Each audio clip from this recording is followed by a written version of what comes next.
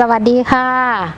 สัปดาห์นี้เราก็มาเจอกันอีกเช่นเคยนะคะวันนี้เราก็มีเมนูอาหารเด็ดๆที่ทำง่ายและอร่อยมาแนะนำเพื่อนๆเช่นเคยค่ะวันนี้เราก็จะมาแนะนำเมนูหมูก้อนทอดนะคะ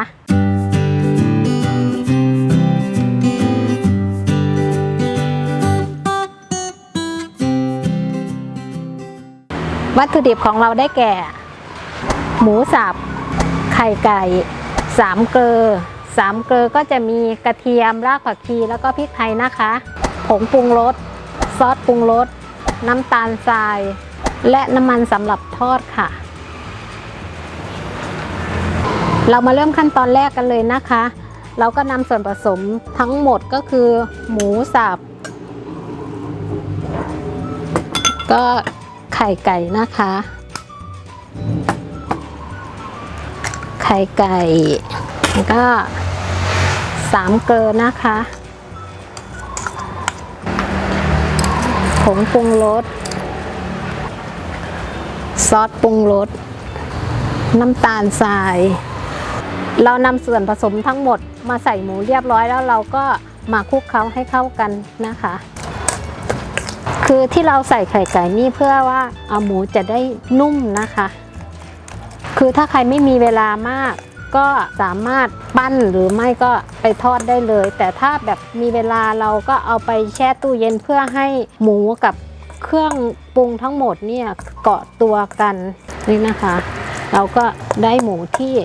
ส่วนผสมเข้ากันทั้งหมดแล้วแต่อันนี้เราจะเอาไปใส่ตู้เย็นไว้สัก20 นาทีก่อนอันนี้ส่วนผสมทั้งหมดเราใส่ในหมูเรียบร้อยแล้วนะคะตอนนี้ก็ประมาณ20 นาทีเราก็เอาหมูออกมาจากตู้เย็นแล้วนะคะเดี๋ยวเรามาเริ่มทอดกันเลยค่ะเราเปิดแก๊สนะคะแล้วก็ใส่น้ำมันลงไปเลยน้ำมันเยอะหน่อยนะคะ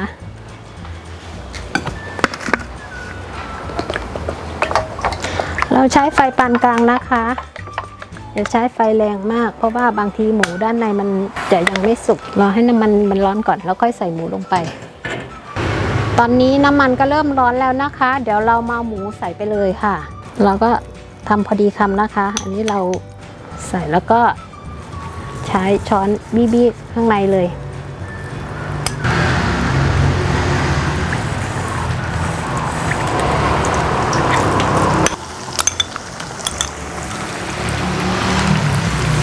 โอเครอให้ด้านหนึ่งมันสุกก่อนนะคะแล้วเราค่อยกลับอีกด้านหนึ่งขึ้นมาด้านล่างเริ่มเหลืองแล้วนะคะเดี๋ยวเรากลับอีกด้านขึ้นมาเลย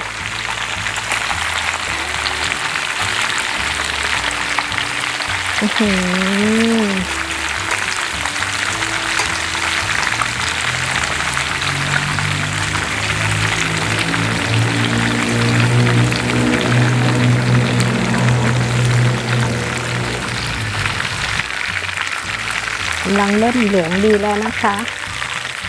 เดี๋ยวชิ้นในสุกเดี๋ยวเราก็เอาขึ้นให้เสด็จน้ำมันได้เลย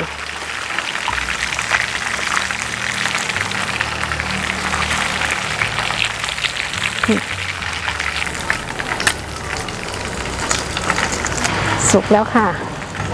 เราให้เสด็จน้ำมันก่อนนะคะเดี๋ยวเราค่อยจัดใส่จานค่ะ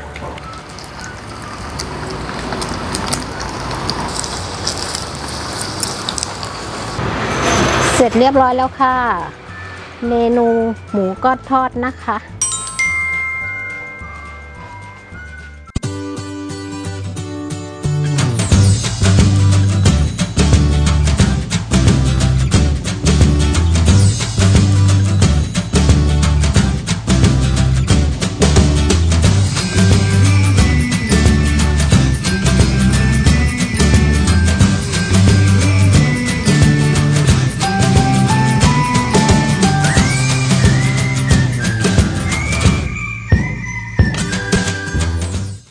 เดี๋ยวเรามาลองชิมดูนะคะเพื่อนๆ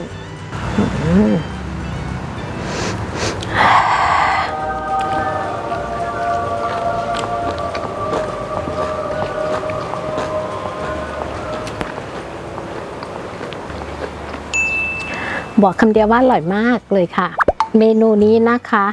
ทอดเสร็จแล้วเนี่ยคือ มันจะได้กลิ่นแบบกระเทียมรากผักชีแล้วก็พริกไทยเราสามารถ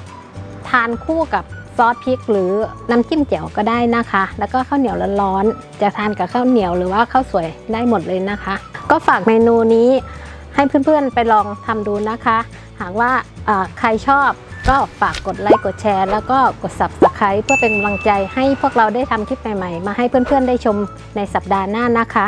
สัปดาห์นี้ขอบคุณมากค่ะสวัสดีค่ะ